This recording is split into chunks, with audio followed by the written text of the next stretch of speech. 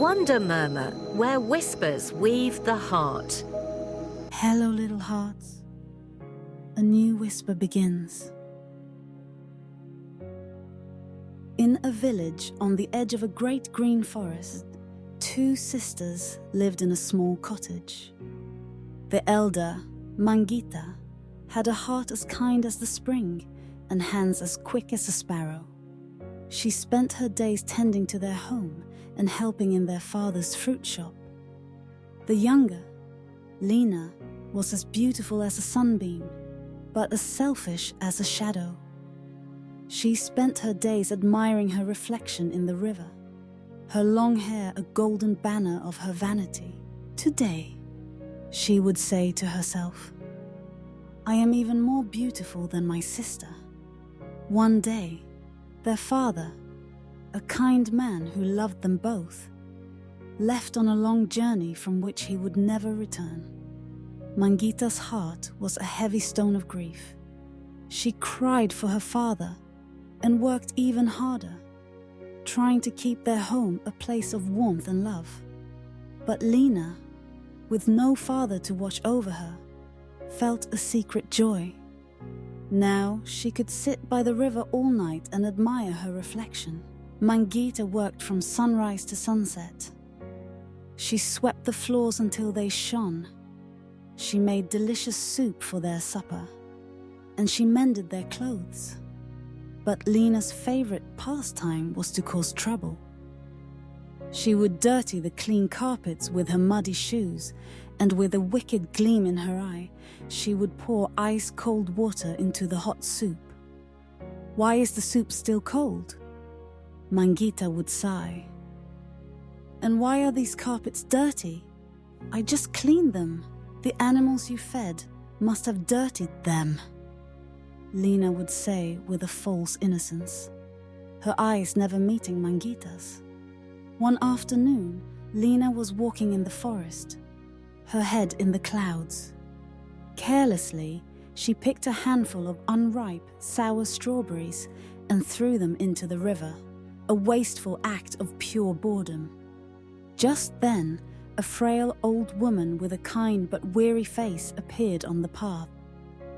"Hello, dear girl," the old woman said, her voice a soft, tired whisper.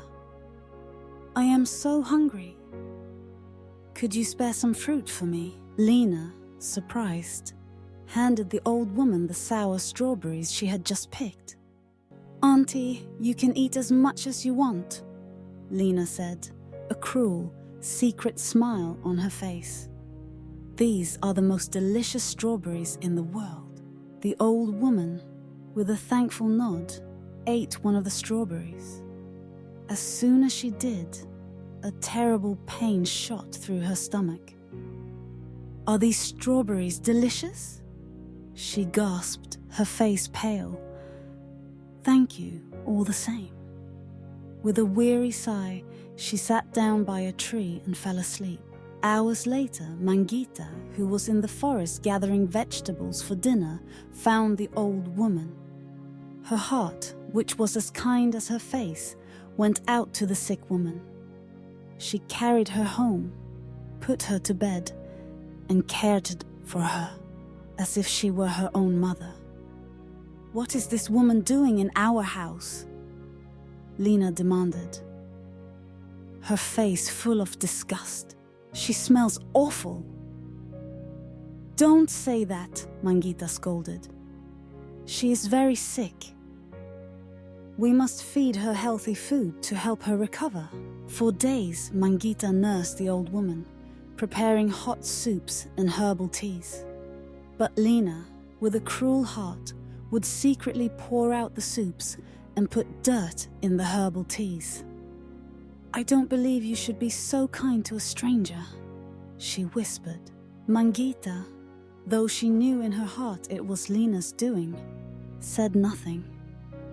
But her love was a healing balm, and in a few days, the old woman was on her feet again.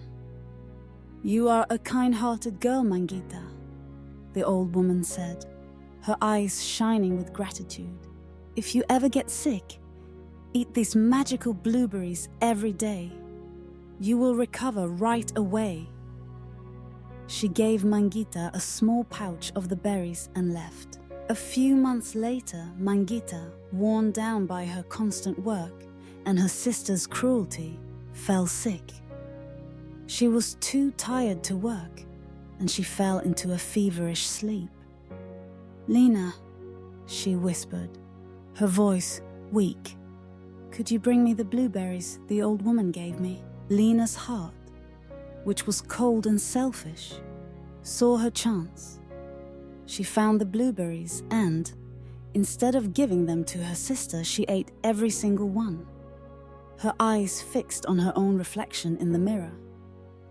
"Maybe the birds you fed ate them all," she lied, and she left her sister to get worse. Mangita's sickness grew, and she fell into a deep, feverish sleep. Lena, watching from the window, felt a cold, selfish satisfaction. But just then, the old woman appeared again, her eyes fixed on Lena. "Hey, little girl," the old woman said, "where is your sister?" "She went to pick fruit and went to work," Lena lied, a smile on her face. The old woman, a wise and magical being, knew the truth.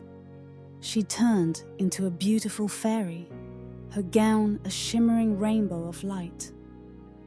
"I'm a fairy," she said, her voice a whisper of magic. "I gave you a chance to do one good deed, but you always did bad things. Your beauty is a gift, but your heart is a punishment." With a wave of her magic wand, the fairy turned Lena's beautiful golden hair into ugly, thorny ivy. "My hair! What happened to my hair?"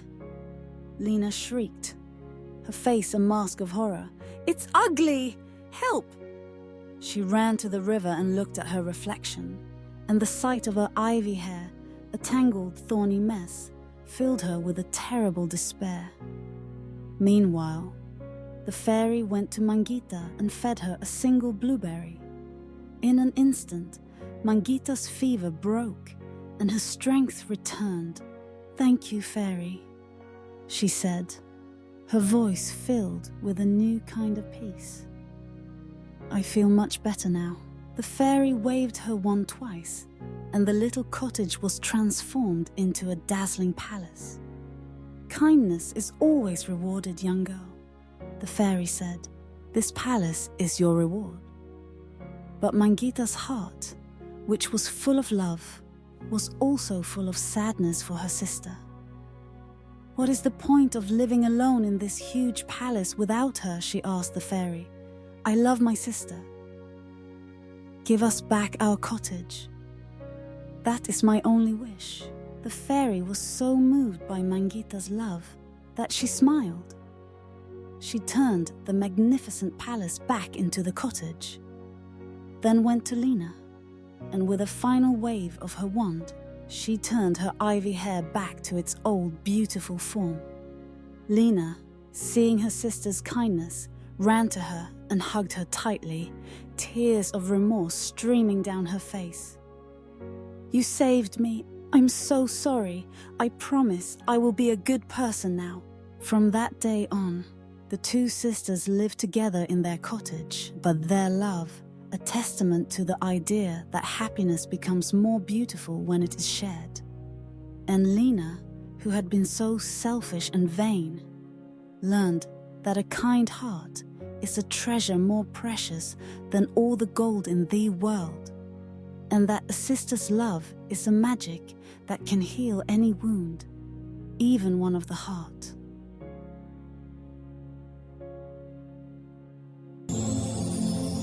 Wonder murmur, the story departs, yet the whisper imparts.